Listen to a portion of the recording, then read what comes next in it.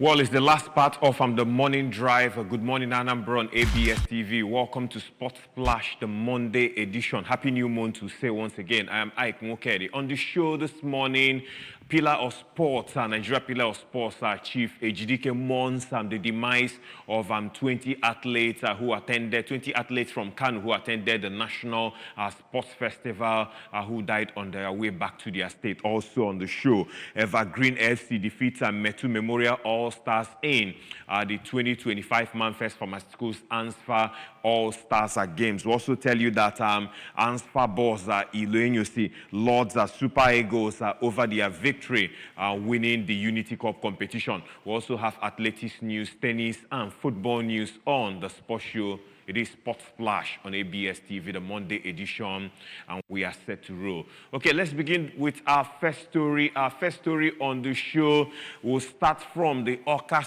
City Stadium. Yes, Oka City Stadium was yesterday agog as Evergreen All-Stars FC of Oka on Sunday, the 1st of June 2025, has stunned the defending champions, Metu Memorial Old Boys, All-Stars FC, beating them by a lone goal in the opening fixture of the 2025 First Dream ANSFA Anambra All-Stars football competition. The only goal of the match came in the 30th minute of the game through the boot of Obinna Okeredo's intelligent finish in an interesting encounter played at the Oka City Stadium. In his opening remarks, the sponsor and MDC of Manifest Pharmaceuticals Nigeria Limited, Chief Festus Udungo, stated that the essence of the football competition is to unite the Anambra through football, especially ex-internationals and other individuals who played the round-leather game during their prime moment. Chief Udungu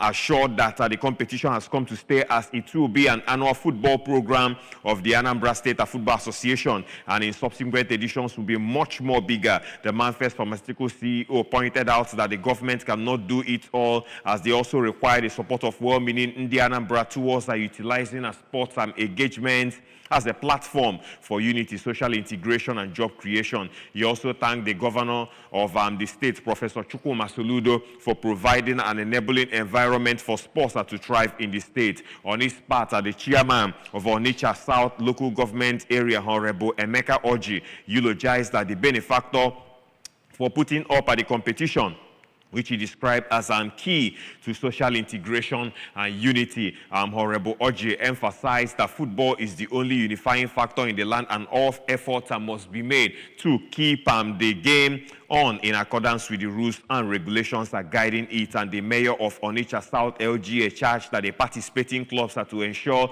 they play according to the rules of the game. Also speaking, the chairman of the Anambra State Football Association, ANSFA, Chief Chikelu Ilenyosi, assured that the football house is poised to deliver a hitch-free and successful competition that will eclipse the record of the previous editions. Chief Ilenyosi, who was represented by ANSFA board member, talking about one of the ANSFA board members, talking about Mrs. Cordelia Akanna, stated that the MOC are leaving no stones untouched in ensuring a successful competition. Others who expressed their views during the competition opener were Barrister Chijoke Ezenwenwe and Honorable Barrister Nonsonwe Billy, among others. And the opening ceremony also featured match passed by the 27 participating All-Stars football clubs and a ceremonial kickoff by the benefactor, talking about Chief Festus Udungu. So that's how it started yesterday at the All-Stars football competition,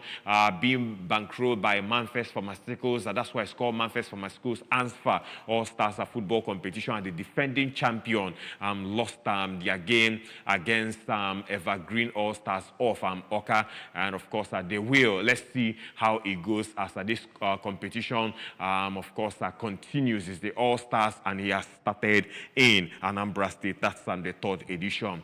Away from that, let's tell you that the Nigeria's pillar of sports, Chief Ago Ejidike, has mourned the death of about 20 Kano State athletes who were involved in an auto crash and in the early hours of Saturday while returning home from the just concluded National Sports Festival Gateway 2024 in Abeokuta. This was contained in a press release signed by the chairman office of the Nigeria Pillar of Sports, Prince Ajide Olayoye, on Saturday and made available to newsmen in Ilorin, the capital of Kwara State. And no fewer than 20 athletes are reportedly feared dead as the state contingent to the just concluded National Sports Festival tag Gateway Games 2024 who were returning home got involved in an auto crash. The Kano State Sports Commission Chairman Omar Fagie confirmed that the accident occurred at the Dakasale Bridge in Kura LGA of the state, and the athletes traveled in a bus branded Kano State Sports Commission, and the vehicle reportedly flipped off the bridge we hear, and those who survived the crash have reportedly been taken to Kura General Hospital for emergency medical treatment. Ejidike described the accident as a national tragedy, as those athletes who lost their lives were potential champions that could win medals for the country in the nearest future. The Anambra born sports philanthropist who are praying for the repose of the soul of the departed athlete expressed his heartfelt condolences to the bereaved families, praying that the Almighty God grants them the fortitude to bear the irreparable loss. Ejidike, who is also the patron of the Nigeria Football Supporters Club, wishes those who survived the ghastly accident a very quick recovery. The former president of the Karate Federation of Nigeria, KFN, equally commiserated with critical stakeholders in the Nigerian sporting community, especially the chairman of the Kano State Sports Commission, Haji Umar Fayad, the chairman of the National Sports Commission, Malam Shehu Diko, and the president, Bola Ahmed Tinubu, GCFR, saying that the loss was a tragedy, a national tragedy, and of course a one that is so painful. And of course he prayed for the repose of the soul of those that lost their life in that incident. Let's move away from that now. Let's come back home. Let's talk about the glass house of football in the state. And let's tell you that the Anambra State Football Association, under the leadership of Chief Chikelo Ilenyusi, has eulogized Nigeria's senior national team, the Super Eagles, for emerging champions of the just concluded Unity Cup competition in London. The Super Eagles on Friday, the 31st of May 2025, at the G-Tech Community Stadium in Brentford, London, defeated the Reggae Boys of Jamaica 5-4 on penalties after a 2-all draw in regulation time to emerge champions of the 2025 Unity Cup. And the Answer Boss, who is part of the contingent to London for the Cup competition, commended the Super Eagles players and technical crew led by Eric Chea for their dedication, passion, and commitment towards putting a smile back on the faces of soccer-loving Nigerians. The BOT chairman of all Nigeria Football Players Union, in a charter with a sports journalist online from the Eagles base, stated that the win will serve as a catalyst in strengthening the team's belief in their push towards ensuring that Nigeria's flag is hoisted among the nations that will feature the 2026 FIFA World Cup. Chief Ilenyusi, fondly known as the General, averred that the trophy, which is the first for the Eagles under Eric Chea in 4 months of being in charge of the team, is refreshing and reassuring. The Answer Supremo also commended the president of the Nigeria Football Federation, Malam Ibrahim Musa Gusso, for his dedication, commitment, and drive in accelerating and taking Nigeria football to the next level with his visionary leadership style, describing him as a happy man in the aftermath of the Super Eagles heroics. The top football administrator in the land further disclosed that the team has also shifted its focus towards the international friendly clash against Russia. I congratulate the Super Eagles for emerging as the champions of the 2025 Unity Cup after beating Jamaica in the finals of the competition played on Friday at the G-Tech Community Stadium. Ilenyusi stated this is a big moment for the team under coach Eric Chea, just 4 months of being in charge of the Super Eagles. he stated, and of course the victory is remarkable and will instill the belief and the confidence in our quest of ensuring that our Super Eagles feature in the 2026 FIFA World Cup. At the moment, the team has shifted its focus now in preparation for the international friendly against Russia, as we want to win that game and maintain the spirit and momentum in the team, the Anambra boss said. Chief Ilenyosi called on Nigerian football fans to pray for the team as well as support Coach Chair in his efforts and quest to build a solid team that can put smiles on the faces of soccer-loving Nigerians by winning trophies. He also assured Coach Achea and his crew of the total support of the Players' Union towards the progress of the team under his watch. And Chief Ilenyosi went further to commend the Executive Governor of Anambra State, Governor Chukwuma Soludo, for his good works in the state via bringing the dividend of democracy, as can be seen with his immense support towards football development and sports growth in general in the state. The Anambra boss assured